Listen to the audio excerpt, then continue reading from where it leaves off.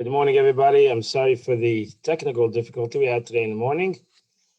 It was not put on Facebook, so we're going to do it again today to have it on Facebook Torah Direct.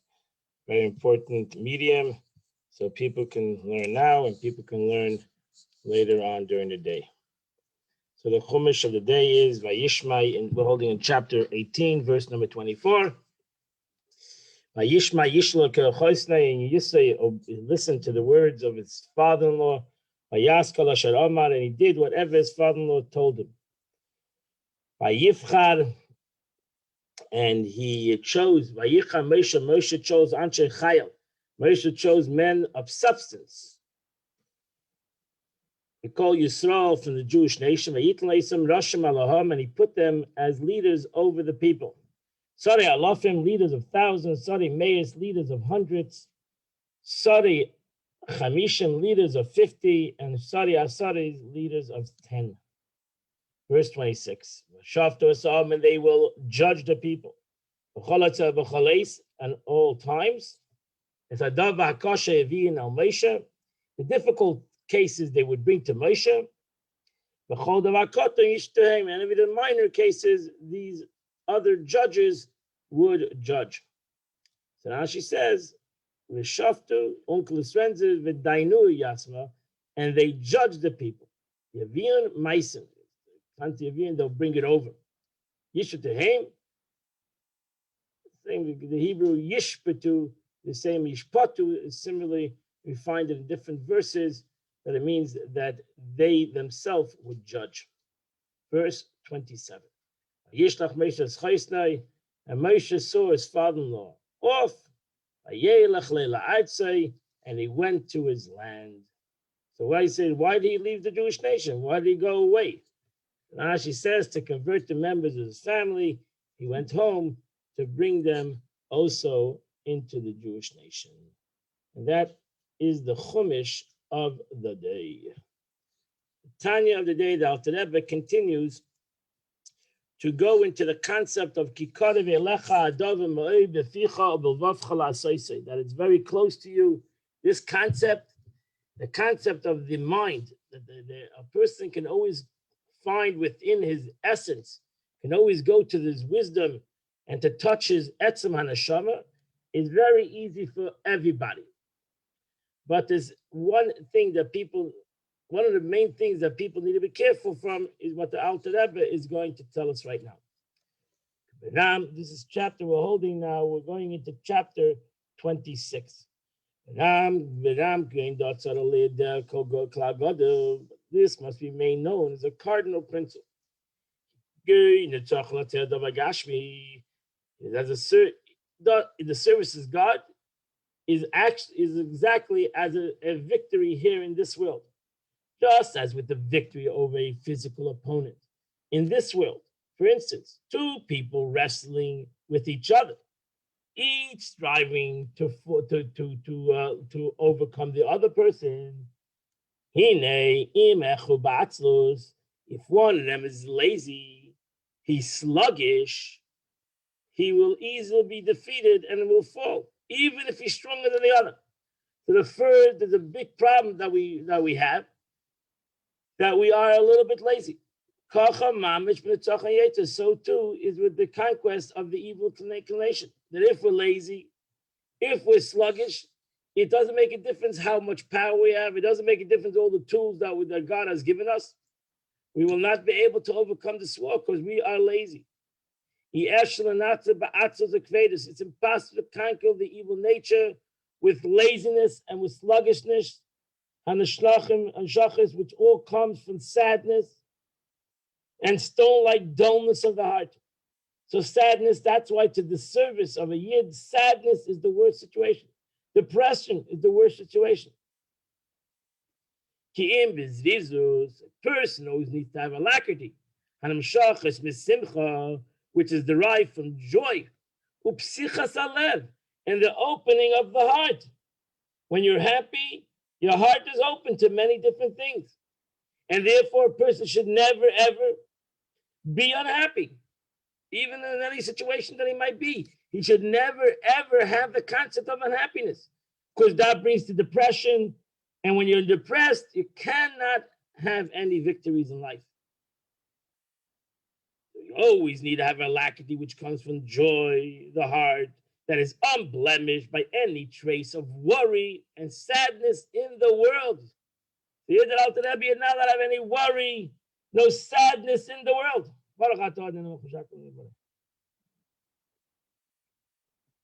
So we can't have any sadness. The Alter Rebbe is going to say, you're going to throw at me a verse. That you're going to find me a verse that says, every sadness, there will be profit. So we find a verse, okay, we have a verse now that says that there is a concept, there is a positivity in being sad. Maybe that's why people like to be sad. Perush, Alter Rebbe says it's a wrong explanation of the verse. The only reason you should be sad if something good comes out of it. That's the pasuk. That if you can use sadness for the concept of good, then maybe you should be sad. If sadness motivates you, then maybe you should be sad. If sadness doesn't motivate you, that's not a sadness you should have.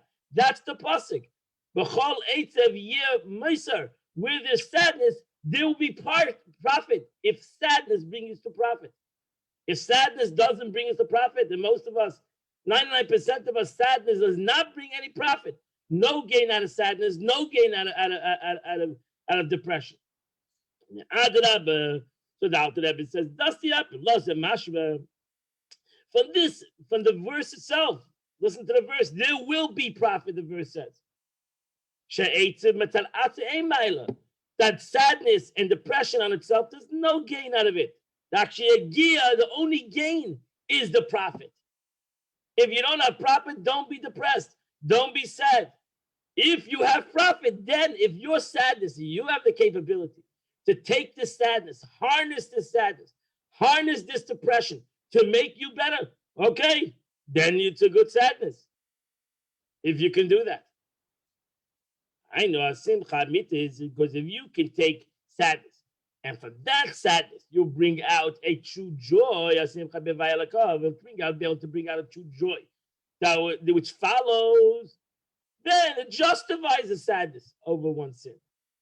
With bitterness of the soul and brokenness of the heart, which must come at a specific suitable time. Even that, you need to do it at a certain time. Not always I should be sad. So even if you're a sinner, the Alter Rebbe says, if your sadness is just breaking you, that you have sinned, I'm a terrible person, then that's not a good sadness. There's no gain. That's Jewish, what they call Jewish guilt, and nobody gains out of it. But if you can use sadness to make you better, oh, that's beautiful. Because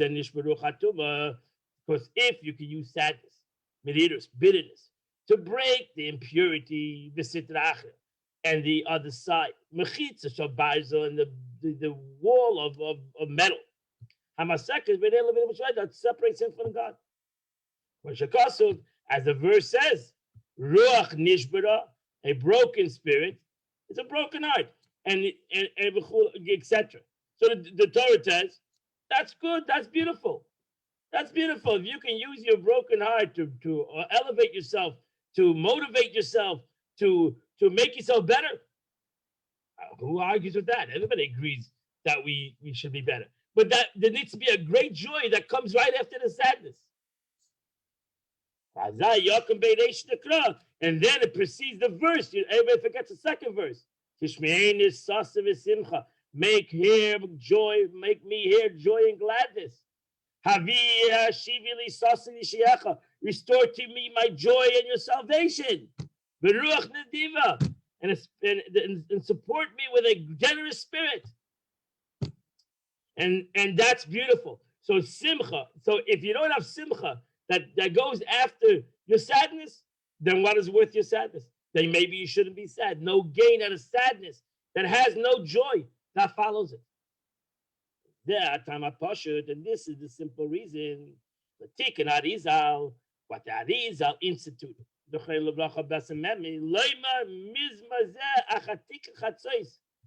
That he established to say this psalm, which we just mentioned, the containing the quoted above, after Tikkun Chatzos, midnight prayer, before resuming his Torah studies. So if the Tikkun Chatzos, where there was a concert where great tzaddikim sat on the floor at midnight, they would get up and they would cry over the destruction of the temple and the sadness of the exile. They would sit and cry. And then at the end of their tikkun, at the end of their rectification, at midnight, they would say this verse. It would tell them what they all cried for. And now we can go learn Torah. We can go learn Torah in great joy. To be able to study Torah with great joy. That comes as after the remorse. Because my friends, simcha that comes after sadness is a great simcha. Like the dark, like light that comes from darkness. If we can acquire simcha after this, wow, ain't simcha kataras tzvechet. I see there's no greater joy than going out of sadness. As the Zohar says, I see that there's great wisdom surpasses foolishness as light surpasses darkness. No dear, and it will suffice for him who understands. If you understand what I'm saying, it will suffice. So light that comes from darkness, that has to come from darkness. Darkness is no value in darkness. It's the light that comes from the darkness. There's no value in foolishness. It's the smartness that comes from the foolishness that's the value, not the foolishness and not the darkness. Neither is the depression or sadness have any value but the light, the happiness and joy that it generates. Mikra zem, and the Alter Rebbe, I'll give you a mikra mali diva kasim. Furthermore, we have an explicit verse that says, Tachas ashalavatas havayelakech besimcha. The pasuk in the Chumash. To Moshe Rabbeinu says, most tzaddiks come to Jews and tzaddiks in general because we don't serve God with joy. So that's an open verse. You're bringing me verses and expressions. Here I give you an open verse in the Chumash. That should impress you more than any verse, any other verse. And it's known the interpretation of the Arizal on this verse. So he gives you an interpretation. The verse reads, because you did not serve God with the Lord with joy and gladness of heart, but an abundance of everything good. The simple meaning is, when you had an abundance of everything, you did not serve God with joy. This meaning is born out of the context of the following verse. You will serve your enemies in hunger, in thirst, and nakedness, and in want of everything. But that Arizal interprets it as thus. You did not serve God with joy greater than that caused by the abundance of everything. You did not serve God with joy. You only serve God in what you get. You don't serve God in what he is. You're only serving God because of what you receive. No, we should serve God because of what he is and what he stands for and what the essence of our connection to him. That's why we should serve God. And that's really the aspect of our service to God. And therefore, every Jew, doesn't make a difference what level he is, what situation he is in, whether he's a sinner, or he has to have still joy. Unless the atzvus, the pain and the suffering, the sadness that he has from the separation of God will bring him to rectify his past and to bring out unbelievable joy in his life. Friends, we just finished the Tillim, the Tanya of the day. Today is the 20th day of the month. The Tillim is 97, 98, 99, 100, 101, 102, and 103. And you would have done the chitas of the day. Have a beautiful, wonderful day. We have a Chumash class tonight at 7:30 p.m. Wonderful JLI class on the portion of Yitro. Have a beautiful day.